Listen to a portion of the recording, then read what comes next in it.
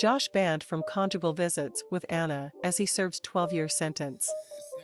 Hi, my name is Julie, nice to see you on my YouTube channel. Josh has been banned from having conjugal visits with his wife Anna in prison as he is serving 12 years behind bars. Josh, 34, was found guilty of possessing and receiving CP in December and was sentenced to 151 months in prison in May. The Sun previously reported he will serve his CP sentence at FCI Seagoville in Dallas, Texas.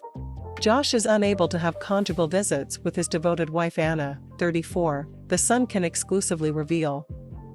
According to the Bureau of Federal Prisons website, conjugal visitation is not permitted within any BOP facility. Josh is limited to just 4 hours of visits a month, though more can be requested. According to BOP, handshakes, hugs, and kisses, in good taste, are allowed at the beginning and end of a visit.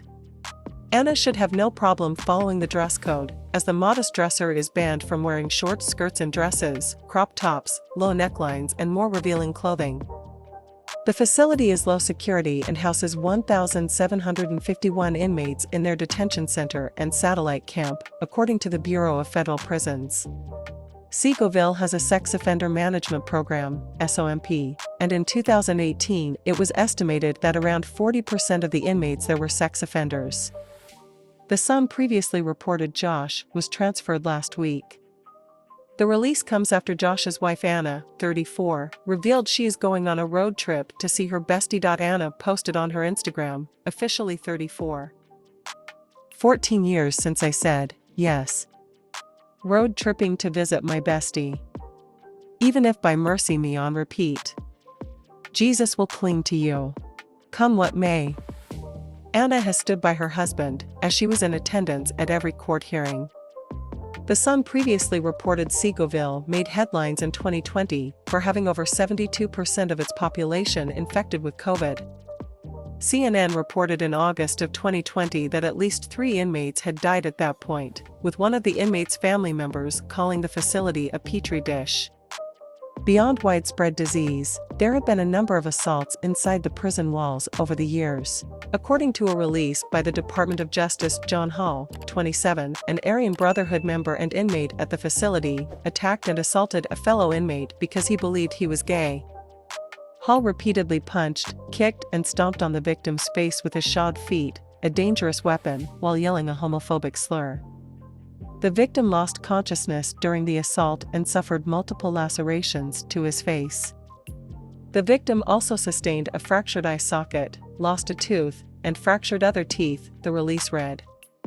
In another instance, according to CBS, a correction officer was arrested for abusive sexual contact with an inmate at FCI Seagoville. The officer resigned and was sentenced to 1 year behind bars.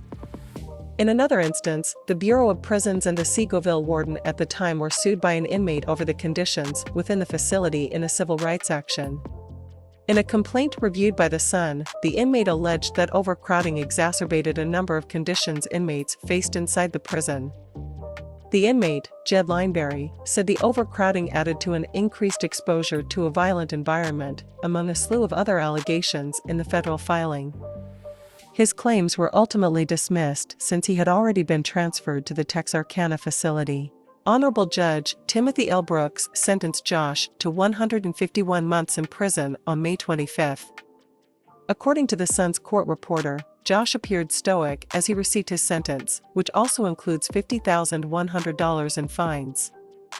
As he read his decision, the judge called Josh's crimes the sickest of the sick to the packed courtroom. He then said to Josh, "You have done some very bad things. But in your life as a whole, you've done good things. The true test of a man's character is what a man does when no one is watching." Referring to Josh's insistence that he's innocent, the judge continued, "I find it aggravating about the lack of responsibility." Judge Brooks recommended Josh participate in the Bureau of Prisons sex offender treatment program.